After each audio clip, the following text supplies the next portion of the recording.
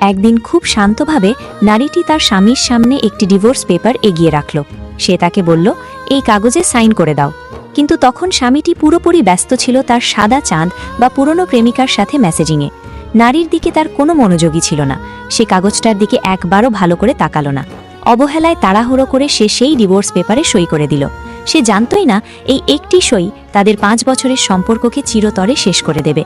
নারীটি চুপচাপ সেই সই করা কাগজের দিকে তাকিয়ে রইল। তার চোখে কোনো কান্না ছিল না, শুধু দীর্ঘশ্বাস ছিল। ধীরে ধীরে সে বুঝে গেল এখন আর কিছুই বাকি নেই। সে তার ভালোবাসাকে শেষবারের মতো বিদায় দিল।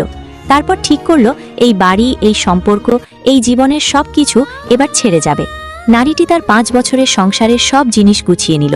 তারপর কোনো পেছনে না তাকিয়ে চুপচাপ বেরিয়ে গেল সেই বাড়ি থেকে, যেন সে এই পৃথিবী থেকেই মুছে গেল। কিন্তু এই গল্পটা শুধু আজকের নয়, এর শুরু ছিল 5 বছর আগে। সেই সময় পুরুষটি তার প্রথম প্রেমিকার কারণে ভেঙে পড়েছিল। সে ছিল মানসিকভাবে সম্পূর্ণ ভেঙে যাওয়া একজন মানুষ। তখন নারীর পরিবার তাকে সাহায্য করেছিল, তার পড়াশোনার খরচ বহন করেছিল। এই ঋণের বোঝা শোধ করতে নারীর উপর চাপ আসে এবং সেই তার বিদেশে পড়াশোনার স্বপ্ন ছেড়ে দিয়ে সেই পুরুষের পাশে থেকে যাওয়ার সিদ্ধান্ত নেয়, শুধু 5 বছরের জন্য। শুরু হলো তার ত্যাগের জীবন। সে হয়ে গেল সেই পুরুষের ছায়ার মতো। তার খেয়াল রাখা, তার যত্ন নেওয়া, তার সব সমস্যার সমাধান করা, সবকিছুই সে এক হাতে করত। একবার একটি গুরুত্বপূর্ণ চুক্তির জন্য সে বরফ ঠান্ডা পানিতে ঝাঁপ দিয়ে একটি আংটি পর্যন্ত তুলে এনেছিল। শরীর কাঁপছিল, কিন্তু সে থামেনি। কিন্তু এত ত্যাগের পরেও 5 বছরের ভালোবাসা হারিয়ে গেল একটি মাত্র মেসেজে। তার পুরনো প্রেমিকা ফিরে এসেছে। এটাই ছিল সেই মুহূর্ত যখন নারীটি সব বুঝে গেল। তার সময় শেষ, তার 5 বছরের চুক্তি শেষ করার সময় এসে গেছে। তাই সে নীরবে ডিভোর্স পেপার তৈরি করল এবং ঠিক সেইভাবে স্বামীর সামনে এনে সই করিয়ে নিল। তারপর সে নিজের সব জিনিস গুছিয়ে বাড়ি ছাড়ার প্রস্তুতি নিল। তার জিনিসগুলো এমনভাবে ফেলে দিল যেন এগুলো আর কোনো মূল্য রাখে না। এই দৃশ্য দেখে স্বামীর বোন তাকে অপমান করল, বলল, ছোট লোক ঘরের মানুষ, পুরনো জিনিসও বিক্রি করে দিচ্ছে। কিন্তু নারীটি কোনো উত্তর দিল না, শান্তভাবে সব সহ্য করল। তারপর জানানো হলো সেই পুরনো প্রেমিকা এখন আবার ফিরে এসেছে এবং সে এখন এই বাড়িতেই থাকবে। বোন আরও স্পষ্ট করে বলল, এখন তোমার আর এখানে থাকার দরকার নেই, চলে যাও। কিন্তু নারীটি শুধু হালকা হাসল। সে বলল, ঠিক আছে, সে থাকুক।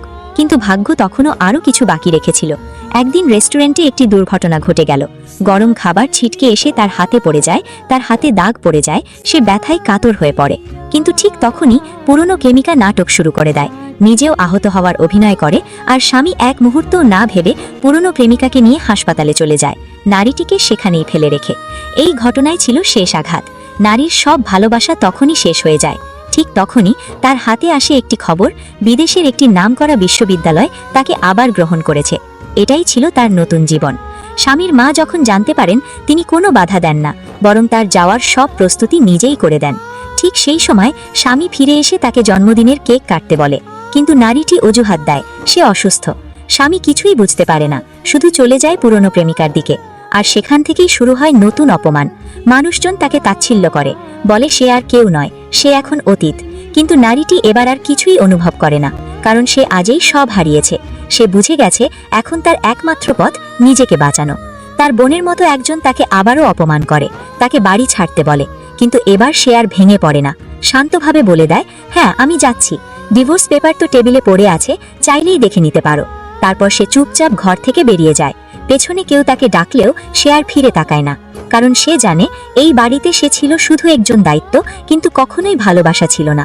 আর বাইরে তার সামনে খুলে যায় নতুন জীবন, যেখানে কোনো অবহেলা নেই, কোনো অপমান নেই, শুধু নিজের অস্তিত্ব আছে।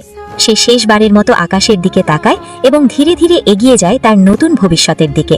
গল্পটা এখানেই শেষ নয়, এটা শুরু হয় নিজের ভালোবাসা হারিয়ে নয়, নিজেকে আবার খুঁজে পাবার গল্প দিয়ে।